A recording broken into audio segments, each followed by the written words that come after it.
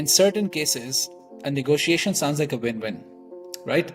But in certain cases, it will be a neutral and a win. Trauma number 7 is personal trauma.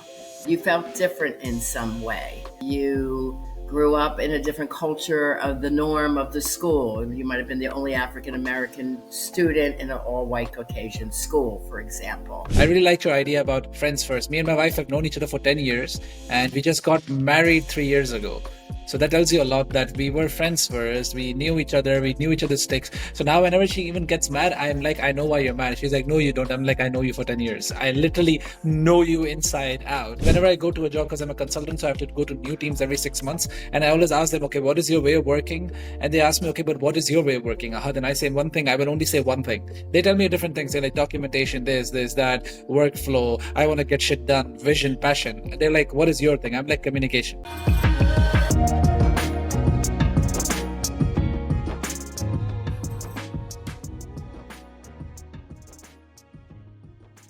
Hi guys, and welcome to the Weekly Wassail with Ahad, your host. Today, going into a very interesting and, to be honest, a little bit scary journey of self-exploration with Riana Milne. Riana is a coach. She's a licensed therapist. I will let her explain herself better than I can do it myself. So I will leave that for her. But what I want to say is she's here to help us navigate through trauma. And she's here to help us understand what love and relationship really is. If you've been following my channel, you know that I'm really obsessed with love and relationships. I have a whole thing going on there. So I am quite interested for this podcast. I'm quite interested for this conversation. So without further ado, Riana, why don't you tell us a little bit about yourself? Sure. Thank you first for having me on your show, Ahad. I'm happy to be here. And I'm sure we can help a lot of people through what most people don't think they have is trauma, childhood trauma. And the facts are 100% of us have childhood trauma. And there's 10 of them that I name, but I'll be naming some of them today, especially those that impact us in life, love, or business. So yes, my name is Riana Milne. I have been a licensed mental health counselor for 25 years in private practice. My company is called Therapy by the Sea. In 2017, I went global as a life, love, trauma recovery, and mindset coach. So I've been working with all different people around the world, helping them heal childhood and love trauma. I'm also a #1 best-selling author, an author of 13 books. The most popular is Love Beyond Your Dreams, Break Free of Toxic Relationships to Have the Love You Deserve, #1 bestseller, and Live Beyond Your Dreams, From Fear and Doubt to Personal Power, Purpose, and Success. And that's all about the mindset for success. And they're meant to go together. They're sister books. So you can't have mindset without knowing great love techniques, and you can't have a great love relationship with having a positive mindset. So they're both equally important. So I do talk around the world on that. And I'm a certified clinical trauma professional. I have appeared in Forbes magazine, New York Weekly as one of the top 15 personal transformation coaches in the world, Disrupt magazine, and there's about 10 others, but I don't have them right in front of me. So you can go to my website and get those if you're interested, rianamilne.com. So yes, I've been doing this work a long time. I can already see that and I can already sense that.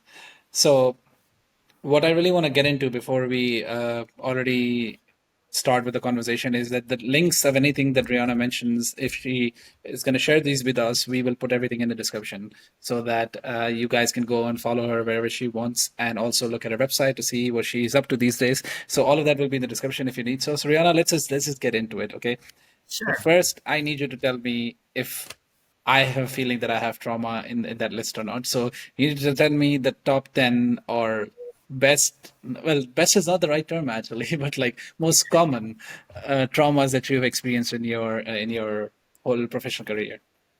Okay. Well, the interesting thing about childhood trauma is I did not explore this until after I had my second love trauma. And anyone that's been through a traumatic love relationship is the direct cause of unhealed childhood trauma. But I have a master's degree, a triple master's degree in applied clinical and counseling psychology, and nobody talked about childhood trauma when I went back to school and graduated in year 2000. So that led me to the deeper research on my own in the psychological journals to say, what am I doing to have toxic love in my life. I'm a good lady. I'm smart. I work hard. I'm a great mom. I'm spiritual, have great friends. Everything in my life is going wonderful, except this one element of toxic love. So I had this quote, you can't change what you don't know or understand. And I got no answers. And when I was going through a second love trauma, I went to 7 therapist friends of mine because I am a therapist, and nobody knew what my partner had. My ex-husband, they had no idea what was going on.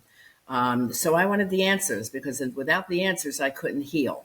And he didn't know what caused him for his impulsive behavior to do what he does. And his comment was, I don't know why I sabotage everything I love. So it was up to me to figure that out. And that's where I came up with the top 10 childhood traumas that are leading to love trauma. However, there are more. So let me start with that. And then in 2021, this has been a lot more research, more than what I have done in 2012 when I came up with that checklist. Then 2016, I saw the Kaiser Permanente list, and they missed a lot of things that I named. But my experiences is from what I drew from and the research. So I did work in a mental health ward at a hospital with kids aged 5 through 19. I worked with women in the prison system.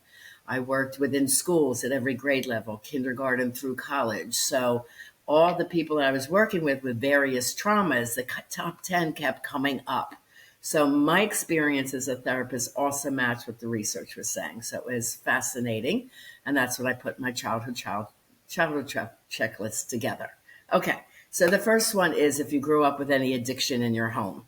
Now, there's, of course, people think drugs and alcohol when they think addiction, but there's many more. And I'm also an addictions counselor. So there's sex addiction, meaning you knew your parent was cheating and the repercussions of that. Pornography addiction, eating, hoarding, gambling, spending, gaming, TV watching, workaholism, social media addiction, or being addicted to the machines or your computers. Okay, all these taking precedence over time with your child. So these are addictions that could impact your childhood. The second one is verbal messaging. Did you hear the words, I love you? Or instead, did you hear, that's not good enough? You're not doing your best. You have to try harder. This leaves someone feeling they're not good enough. Okay. And how did your parents fight? Did they sit down and talk through an issue rationally? Or was there a lot of yelling and screaming at each other? Because if that was your norm when you grew up, you may tend to either yell a lot at your partner or shut down completely and get quiet. Because when kids try and speak up to protect their mom, for example, they would be punished harder. So they learned, I'm just going to be quiet, not say anything, right? That was a protective coping mechanism.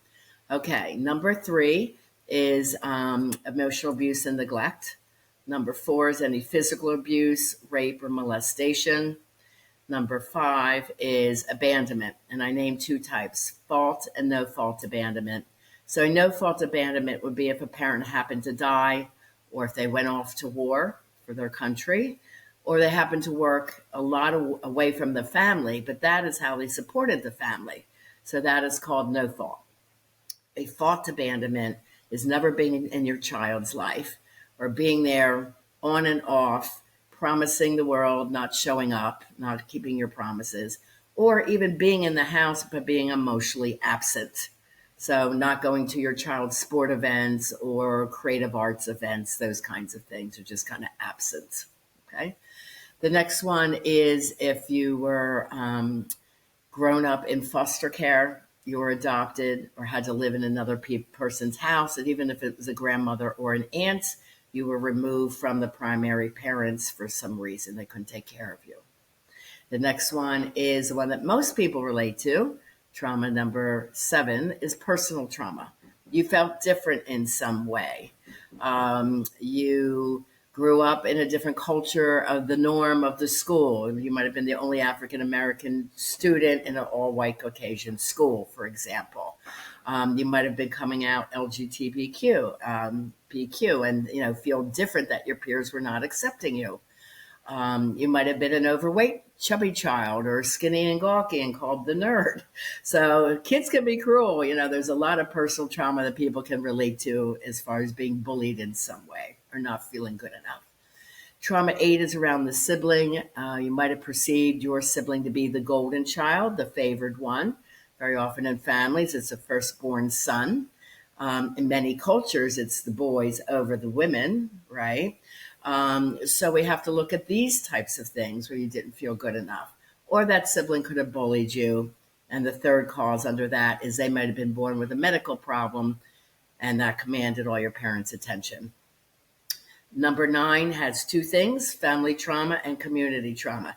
Now, when I made this list, community trauma was number 11 because it didn't occur that much in our country, in America. However, it's one of the busiest ones right now. Community trauma is our mass shootings, our school shootings, our Mother Nature events, flood, fires, hurricanes, wiping out communities at large. And of course, if there's ever a community problem, it always affects the families as well, right? Yeah. Like COVID impacted everyone. So if people say, well, I don't have any trauma, well, COVID is a global trauma that impacted many families. Many people were losing their jobs and their businesses, which impact the family. Yeah. So other family traumas, having incarceration in one of the families, moving a lot if you're part of a military family. Here in the US, our families move every 2 to 4 years. Yeah. Growing up within poverty or a lot of lack. And then number 10, trauma 10, is mental health issues in mom or dad. Now, I'm part of the baby boomer generation, so we didn't see our parents go to counseling. So you kind of have to guess if there was depression, anxiety there. One of the most difficult ways for a child to grow up is with borderline personality, meaning when that parent is good, they're great, but when they're bad, they're horrid. And the child never knows what they're going to get. Yeah. So they're Yeah. always kind of walking on eggshells, right? Yeah. So those are the top 10 traumas that I name. Well, I do see myself a lot in this, so I'm already a bit scared. But I don't think that's a bad thing. I am quite aware of some of them. So, like the firstborn child thing, that's 100% true. My brother is the firstborn, and my Uh huh. mom openly accepts it, and we all do now. So I also genuinely believe it's it's okay to be aware of those things and then deal with them, right? So if you're aware of the fact that my mom was pregnant with my brother when she was 16, right? So Okay. in A our young mom. culture, yeah, in our culture, Yeah. it's quite normal. My grandmother, I think, was even younger than her. So it's quite normal in our culture. Now it's getting a bit different. So my mom was Right. 16. At 17, she had my brother. She said, the way she says it, that you will never feel like you want to replace your brother, because she said we Right. grew up together. She said he was literally with me when I was also trying to understand the world around me. We used to go to car washes together. We used to go get groceries together. He was with me. I think of him more like a brother rather than a son, right? Uh, So, and no matter how much we felt when we were young, the older we grew, we were like, yeah, that makes sense. He was doing so much that we didn't do. We were yeah. children. Well, he was an Right. adult at that age. He had to be an adult because my mom needed someone, because my dad wasn't there because of the whole no fault thing that you just mentioned. He was abroad in Saudi Arabia trying to earn money so that we can have a good life. So, because of Exactly. all of that experiences, we were shaped. And I'm quite aware of those Yes. experiences, and I don't process them in a negative way, because they are the reason that I'm here where I am. And there is no resentment of sort. But the only one that really scared me amongst this whole list of yours was addiction, and specifically Mhm. eating addiction. Because Ah, I I don't know why, but and I've been to therapists, I've been to nutrition coaches, and everyone tries to understand, ask why do you eat and overeat? I overeat a lot, and my answer is very simply that I just love food. For me, it's a coping mechanism. When I'm stressed, I eat. When I'm happy, I eat. When I'm sad, I eat. If I want to celebrate, I eat. For me, that's the thing that we'll I probably do. help you with one coaching session. Because it all goes back to your childhood experiences. So there was abandonment in your family, but no fault because your father went away to work. I had the same thing. My dad was like James Bond, FBI. We didn't know it because you can't tell your family you're involved with that type of work, Yeah, right? So I was always wondering where dad is. When's he yeah, coming home? Is dad okay? But when you have certain abandonment, there's certain ways that you fill the void.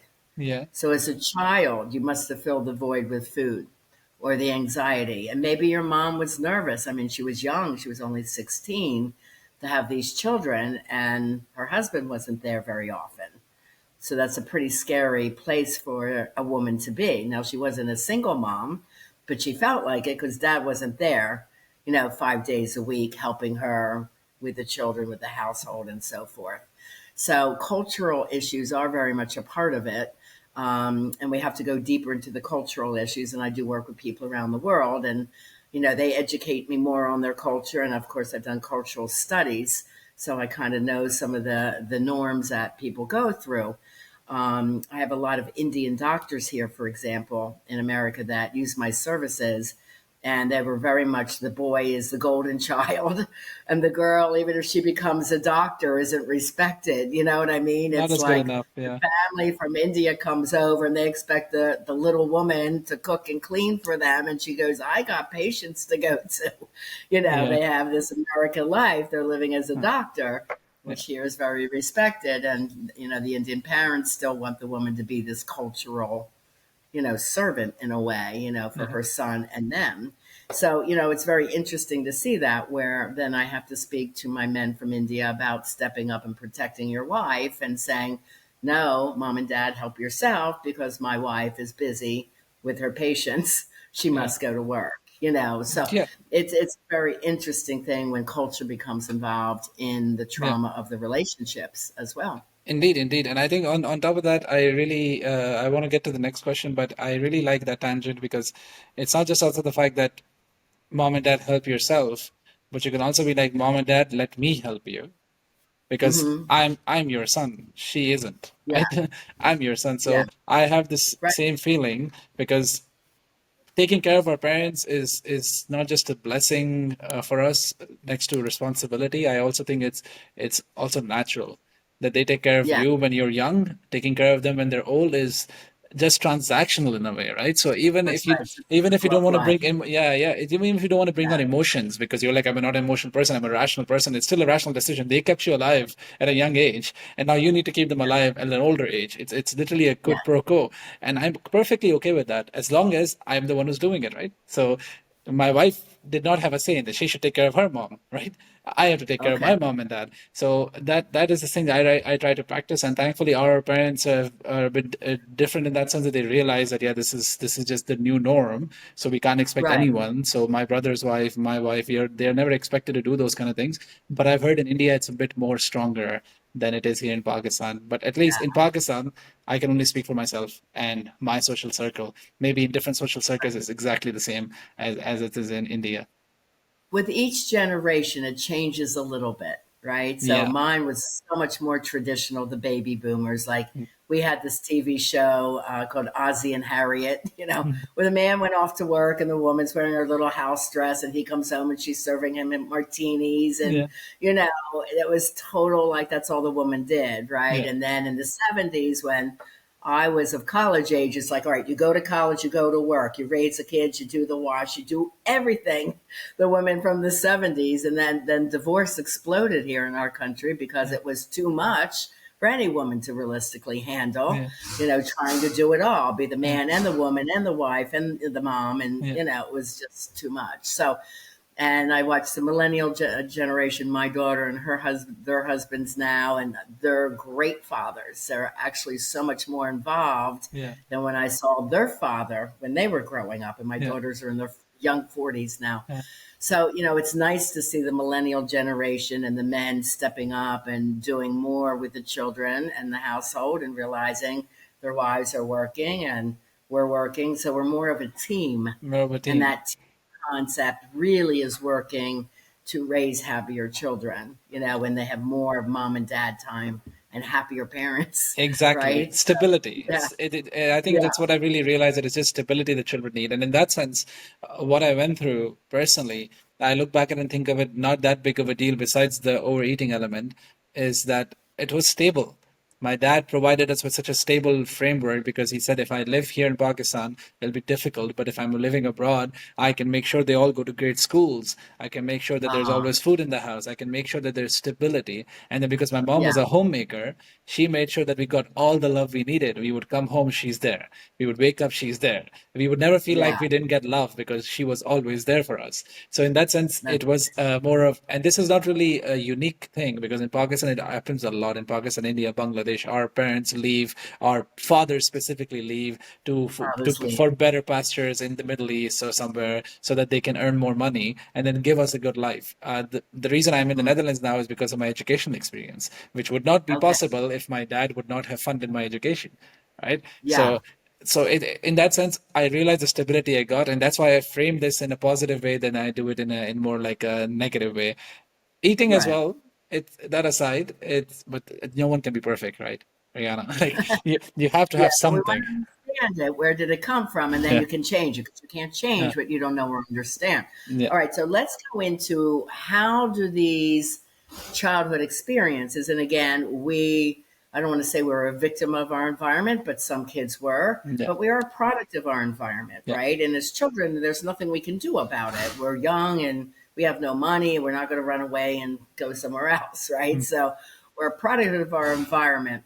But it's true that childhood trauma impacts us in 7 different areas of life. So, one is physical health, like sleep disorders, eating disorders, by the way, poor immune system functioning, cardiovascular, and a shorter lifespan. So, it is impacting the physical health. The second one is emotional health. So, difficulty controlling your emotions or anger, trouble recognizing when someone's upset, any shame or guilt or excess worry, anxiety, feelings of hopelessness or helplessness, shame, and so forth. So, there's a long list there. The third area is in relationships. So, there's attachment problems. People want relationships, they get one, then they sabotage it. Well, why is that happening? Because of the abandonment issues when you were young. Poor social interactions. You may not have a lot of friends. Difficulty with romantic relationships, your primary partner. And then there's usually these intergenerational cycles of neglect and abuse. Often, if you grew up in abuse, there's abuse in your family as well. Then the fourth area is mental health. So, of course, depression is bouts of depression, usually anxiety is usually ongoing, negative self esteem and self image, PTSD, and sometimes suicide ideation. Then the next one is behavioral issues, poor self regulation. So, there's a lot of high impulse with some people, social withdrawal, being lonely, but it feels safe instead of going out on dates. mm, Um, Risk taking, sexually acting out, adolescent pregnancy. Then the other two are more about childhood development, which are important for people like me as school counselor working with students to know these two areas. One is brain development. So if a little child grows up in a toxic home where there's a lot of yelling and screaming and fighting and lack and poverty, there's tend to be smaller brain size, less efficient processing of facts, changes in the gene expression, which was proven with the Holocaust studies. Offspring of the people that were survivors in the camps are showing changed gene expression towards high anxiety, and an impaired stress response. And then the other one's cognition. And a lot of kids from traumatic homes here in America are misdiagnosed ADHD. Oh, they're ADHD. They can't focus. They're not paying attention. They're fidgeting in their chair. They're not able to learn, difficulty with private problem solving. But while I was in the elementary schools here, there were two wars, Afghanistan and Iraq. And a lot of the kids that were in those schools had parents, and they were like, oh, well, I'm wondering if my mom is coming home or my dad is coming home from the war. So it was very traumatic. You know what I mean? So that they couldn't function because yeah, the truth is in the body, if cortisol is up, memory and focus is down. yeah. So then I would do interventions like having them meditate in my office and using music therapy just to calm everything down. And then they were able to learn again and do better. But that's the 7 life areas that this shows up for children and adults. Yeah. But relationships is very profound in Yeah. how this shows up. Okay, Yeah. so if you had a lot of like verbal messaging, verbal put down, like you're not good enough, you're not pretty enough, you're Mm, fat and that, go change your clothes, or bullying and teased at school, you tend to be jealous and somewhat controlling. So, because those messages of you're not good enough, you don't measure up, or you don't fit in. So, that's where that is coming from. People pleasing comes from, let's say, a little girl growing up with a difficult alcoholic mother. And, to make sure mom wasn't yelling and screaming with a hangover in the morning, she'd be getting up and getting all the siblings ready for school and dressed and make the lunch, become the little mother just to keep peace in the home. So Yeah. she learned as a coping mechanism to get love. I will overdo for people and then they'll Yeah. love me. And this was a really clear example when I had a couple come to me and she goes, I do everything for my husband and my kids. They do nothing back for me.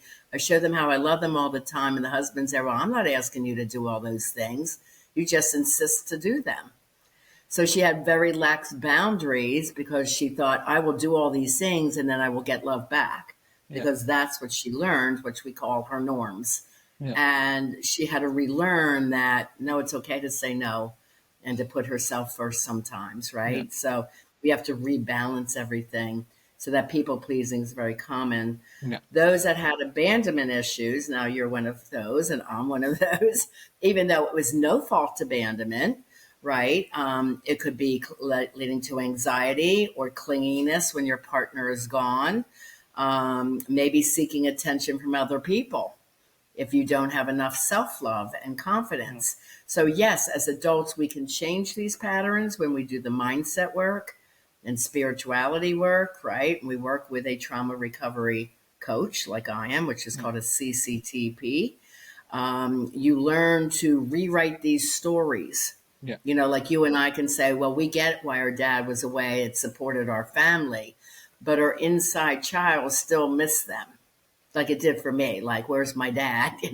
When's my dad coming home? Yeah. Because he was a very loving one. And Yeah. my mom was stricter, and she was the one we did not hear compliments from. It's like, okay, that's not good enough. Keep working harder.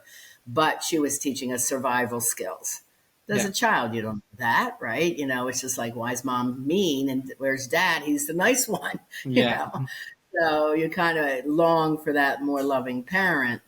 There's also perfectionism going on, or blaming material, like not being able to accept responsibility if you make a mistake.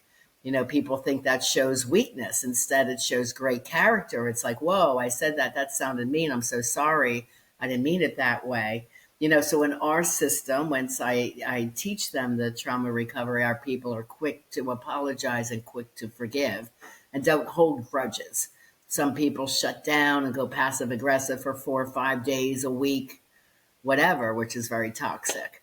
Yeah. So this is where the relationships get into trouble, because Yeah. you have to know your traumas, that of your partner, and be able to negotiate your differences and work as a team to get beyond issues that come up, because issues will come up and that's okay. Yeah, I think that's the part that I really, really am interested in, that you have these things and how they show up in your adult life, which is fair.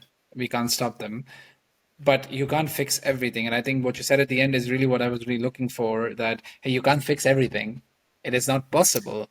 You have to negotiate. You have to understand that there is a compromise. I use the word compromise, you use the word negotiation, that you are a Yeah, team and you want to go together and moving forward.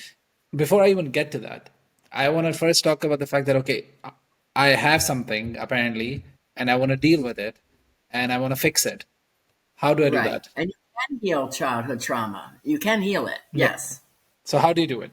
How would you go through the process of understanding your trauma and fixing Best it? of an answer. Yes. My clients work with me 4 to 6 months. Yeah. And in general, I call the concept learning the mindset for success, because all thoughts become things, thoughts become behaviors, right?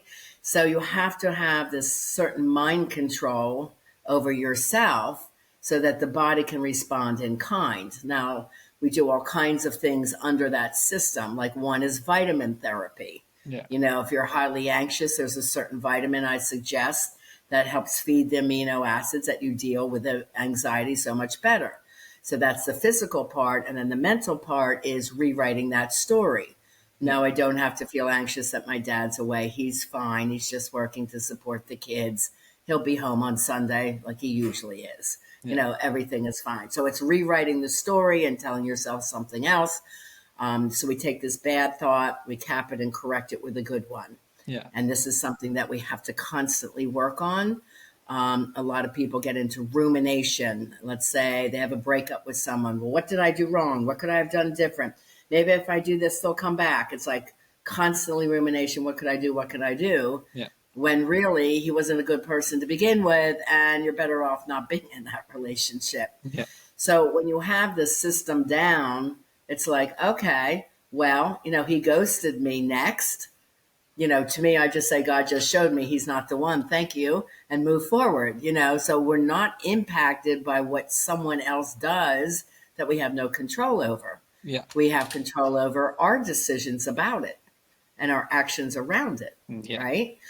But so many people are stuck in what we call RRS, relationship repetition syndrome. So these are people that break up, get back together, break up, get back together. And the research shows an average of 7 times. And nothing really changes. There's a Band-Aid of about 7 to 14 days where things are good and then the spiral happens again. Yeah. So, that's why couples come to me and work through their own childhood trauma issues individually with me. And then at the same time, they're understanding their partner's traumas. And then they're learning a brand new way to communicate, which we call empowered communication. Saying what you feel at the time that you feel it in a loving and a kind way. So there's never any reasons for yelling, put downs, blames. There's a whole new way of communicating that my people learn that nobody taught us. Yeah. And that's part of what I teach too.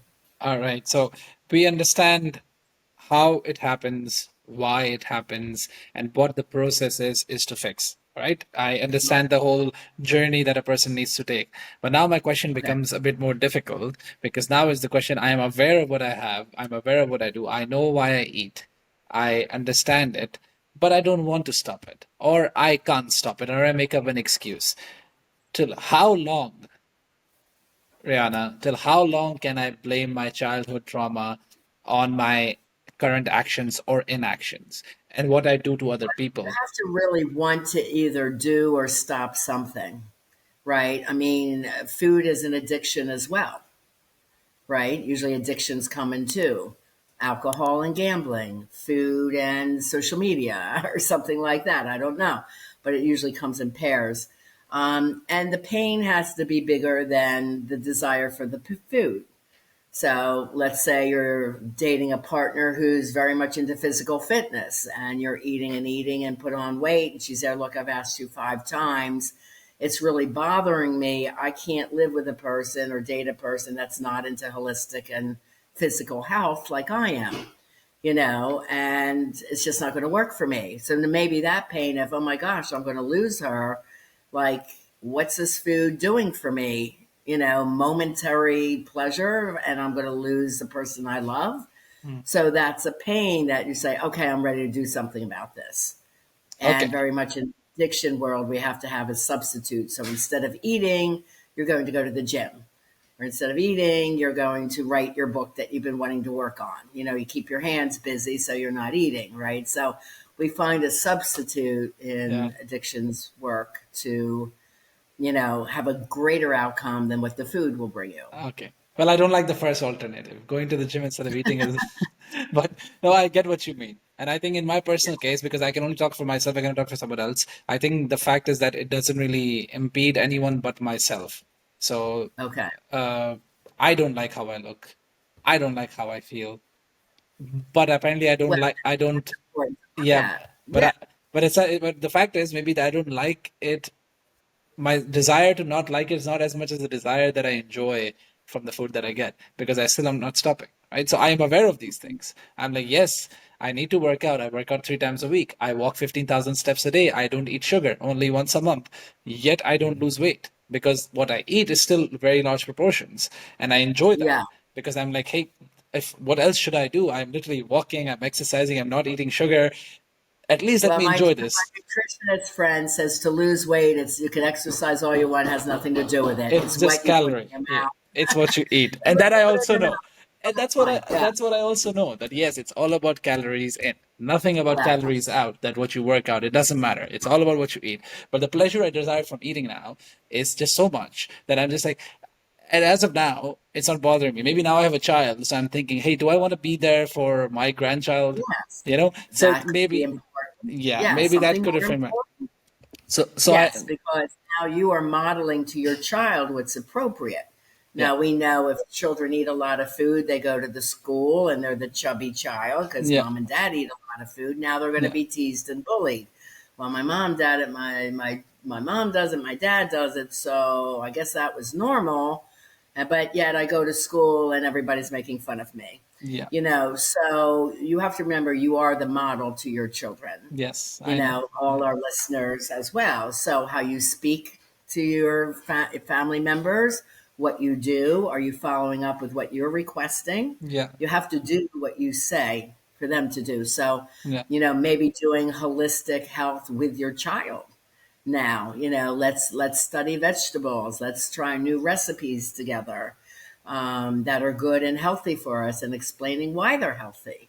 yeah. So it could become a new hobby for you, and getting into it because you want your child to be healthy, and you want to be healthy to see them grow up, right? I So agree. This is all that I already know, Rihanna. It's just that the push is missing, and the push is missing because and I think that what I'm really jealous of. I don't want to spend too much time on it because it's not really what we want to talk about. We want to move to the relationship part because that's going to be more fun now. But just to end on this, the problem is what I eat is the same as what my wife eats because I'm the one who cooks in the house. Right? okay, Maybe portion sizing would be a bit different, not too much because she sees what I put on my plate. So if she doesn't like it, she will say it. Yet she is thin and I'm big. And okay, that has always been the case. Maybe here and there, do I sneak in something extra outside? Yes, that I do. Here and there. hmm, But mostly we're eating the same food. Mostly. And that's what I'm so confused about the most of the time, that I'm like, yeah, my daughter will see me eating vegetables all the time. She will not see me eating the other stuff because I don't want her to learn those habits. But I'm bothered by right, the fact that me and my wife are eating almost the same food. We were in Japan for 5 weeks, and I'm not joking. It was not even a house. We were traveling, so we were practically eating the same thing, right? Because we were traveling. So breakfast, lunch, dinner was always together, and we walked 40,000 steps a day. that's a lot. She lost 3 kgs. I gained 5 kgs. Uh, And I'm just like, yeah, I'm like, yeah, maybe did I squeeze in some chocolate bar every other day? I'm like, maybe. okay, maybe. But that should not still lead to an 8 kg difference. That's unfair. That should be like a Right, kg. It doesn't make sense. But anyways, that was just a side tangent that I think is just funny that sometimes it's just what you said about stoicism, right? Some things are out of your control. So yes, I'll try to yeah. control my eating. That's coming to my mind. Did you Yeah. grow up with lack as a child? Were you struggling at all No, no, with your no. mom?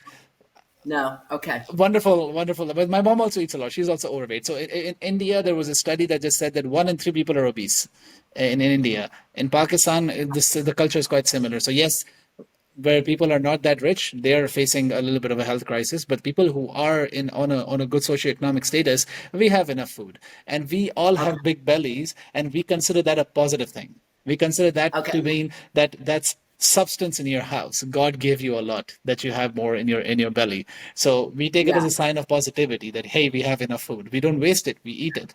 But maybe we Right. shouldn't be eating it, right? But that's a separate problem. So, anyways, that was just a side story that I wanted to share with you because I have So no that is idea. more cultural then. Yeah, it Too. is. That's It, more cultural food then. exactly, Hmm. exactly. But I do want to move now towards the most interesting thing that I found when I was looking at your profile, and I was like, okay, this is going to be interesting. You wrote books, and you wrote books on toxic relationships. You wrote books on love, and I have been obsessed. That I told you this about offline as well. I'm obsessed with the concept of compromise slash negotiation, as you said. But I why do I use the word compromise? Let me explain that before I give you the floor to explain your point. Is because in certain cases a negotiation sounds like a win-win, right? But in certain cases, it will be a neutral and a win, right? And in some cases, it can also be a loss and a win at that point in time. And you should be okay with it. And what I see now around me is a loneliness epidemic happening in the Western world because people are refusing to compromise. They have found a beautiful thing called social media where they find their own little echo chambers where people validate their beliefs and their systems and that you're thinking correct. There's nothing wrong with you. It is the other person who's wrong. You don't get to compromise. You're the queen, for example, right? So the problem with that is you will always have to compromise. Me and my wife, when we had our first child, we have never had as many fights as we had before. And now my wife was telling me we're now planning for a second, and my wife goes like, I don't know, I'm not sure. I'm like, why? She's like, because we're having so many fights. I'm like, yeah, but that's part of the deal. She's like, what do you mean? I'm like, it's part of the deal. We are not experienced parents. We did not Well, come I with the wouldn't rule call book. it fights. That's the first way. Change how you're looking at it. Like instead, we are trying to figure out the best way to raise our child. And you Yeah, have to listen to their opinion and your opinion and negotiate which ones to try first, second, or third.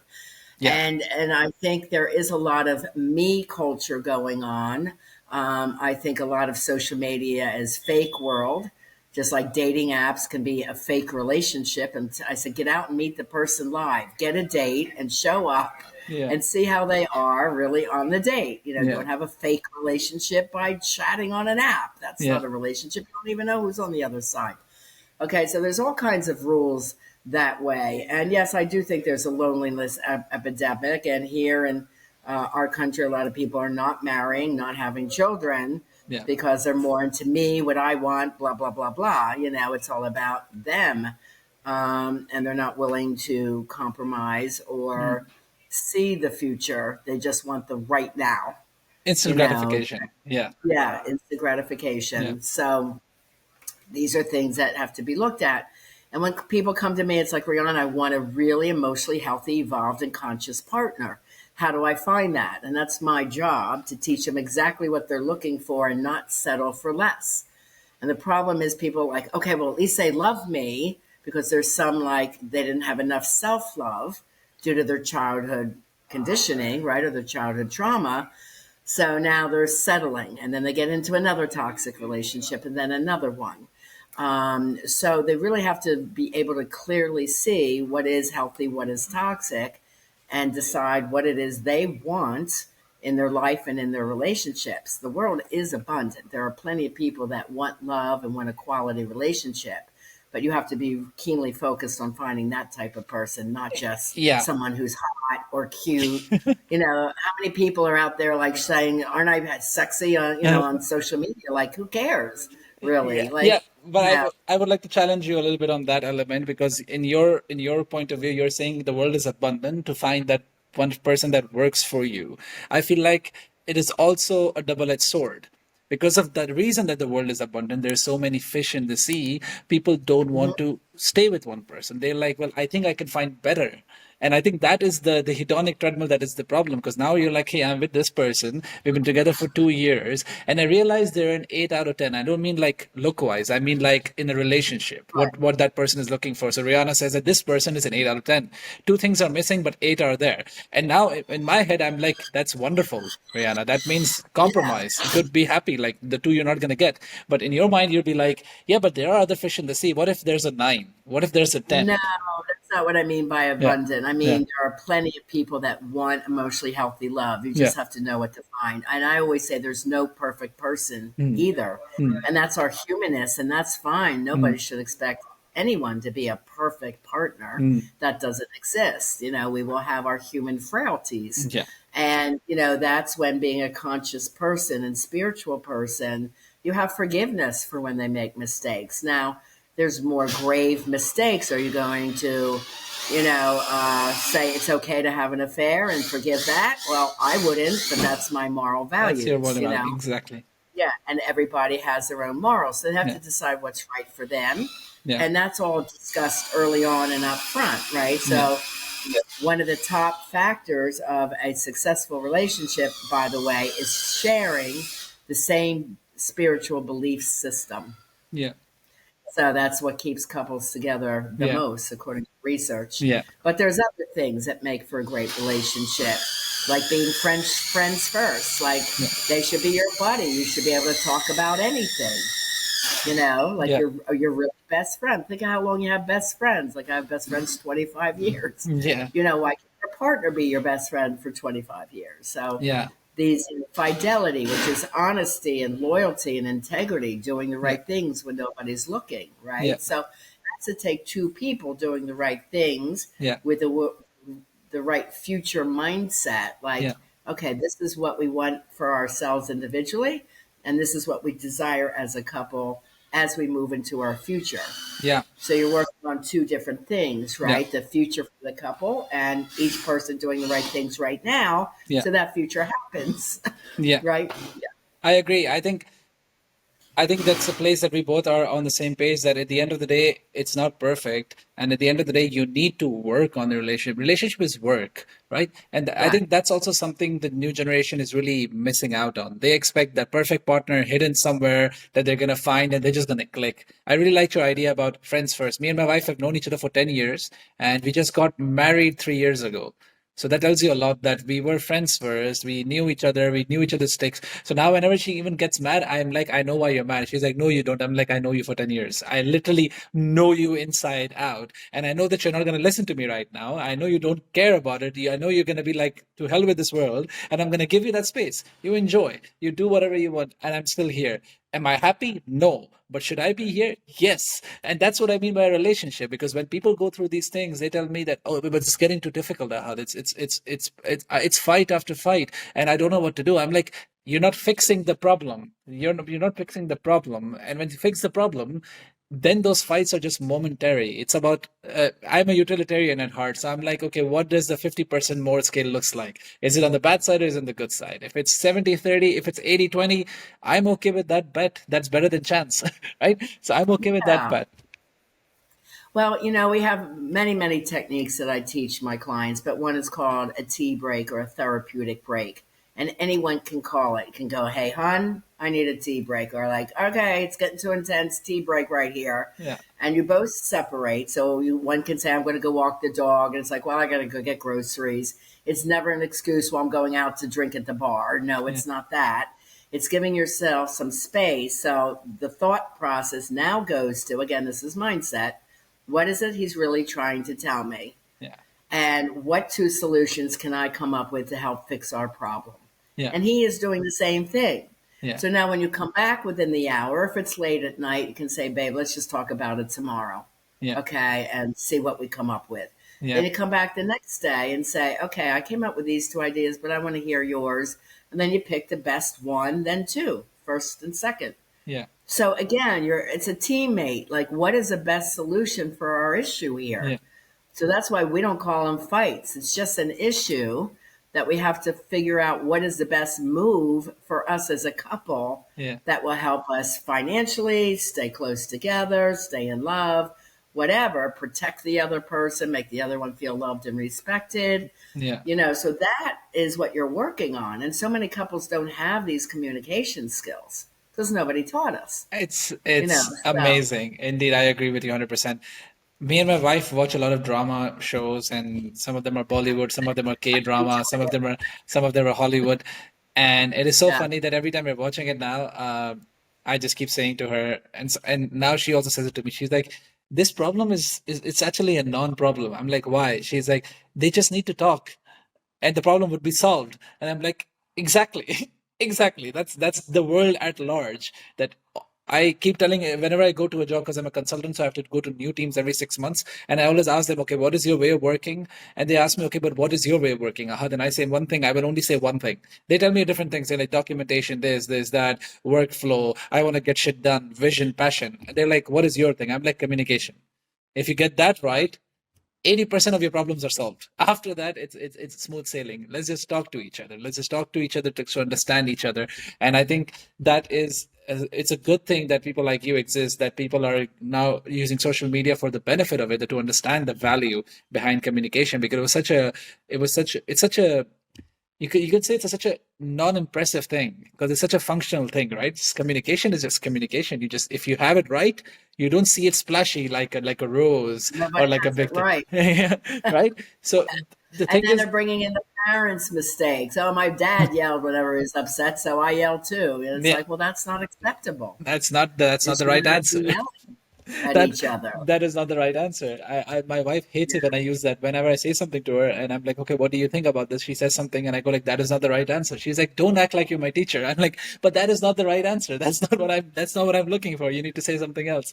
So You can it's say, all right, I'm considering what you say, and I value your opinion, but I just happen to think differently, and that's okay. that's okay. Because you're Exactly. different people. You're allowed to have your own opinion. It's like politics is such a big thing here in America right now. It's ridiculous. So it's like whoever your partner wants to vote for, let them vote for. That's why voting is done in private. Yeah. If you want to have a discussion, you can discuss it, but hear the other person's point of view. And it's like, okay, I can Yeah. see your point of view. Doesn't mean I agree. That's okay. Like, Yeah. there's no reason to yell and scream at each other. It's just, There is no reason to yell at scream, but I do also hear, and I hear I'm reaching, so do correct me if I'm wrong. But I also hear a little bit of a live and let live in what you're saying. And I don't know if I'm 100% on board on that. So if my partner votes for something, for example, or my partner does something that I'm like, like not the best thing, and it's okay because you're doing it, but I'd still be like, as your partner, I do reserve the right to tell you. there's Like, relationship rules. yeah. You agree. Is cheating okay? Absolutely not. Mm, Both of us agree with my fiance and I. No, mm, yeah. no, cheating is not acceptable. We're going to Mm, be strong enough that if this isn't working, we're going to say, hey, hun, this is not working right now. And yeah. can we talk about this issue? Yeah. You become consciously aware. You're not sneaky, you're not impulsive, you're not lying, you're not cheating. All those negative things we say are on the dark side of Yeah. life. If you're living in the light, which is the spiritual life, like you want to do the right things for yourself and the other, Yeah. which is your partner, right? So two people doing the right things, you're going to have a beautiful relationship. So you just have to find that person that also believes in conscious living Yeah. and mindset work and personal growth and really living a valuable life that not only do you help yourself but other people Yeah. with your purpose and your passion. And if that's happening for the both of you, you're going to have an incredible relationship. Yes. And So, I you think know, that is a wonderful place to end it, Rihanna. I think I cannot say anything, but I cannot say anything better than that. So I would like to give you the space to tell us a little bit more about what you're doing, where people can find you. You already mentioned your website. If there's anything that you're doing right now that people you want people to know about, please, this is the time to say it before we say our goodbyes. And all the links will be in the description, whatever you share with me, so that we will put it for the people to listen, look at. Yeah. okay. Well, the best place to start is my website. It's simply my name, rianamilne.com. On there, you can find the 4 free love tests, including that childhood trauma checklist and the one for couples, which is the red flag checklist. There's an ebook that's free on the homepage, Have the Love You Deserve, which goes deeper into how childhood experiences impact you in life, love, and work. Then I have a podcast with 125 shows. It's called Lessons in Life and Love with Coach Riana Milne. And on my YouTube channel, probably 350 audios and videos that you can go and get free of charge. My books are Live and Love Beyond Your Dreams. And on my website, you can get free chapter downloads, I think 60 pages of each book. What else do I have on there? I have blogs. I have all kinds of things. I have a Rihanna AI chatbot that you can ask it any question.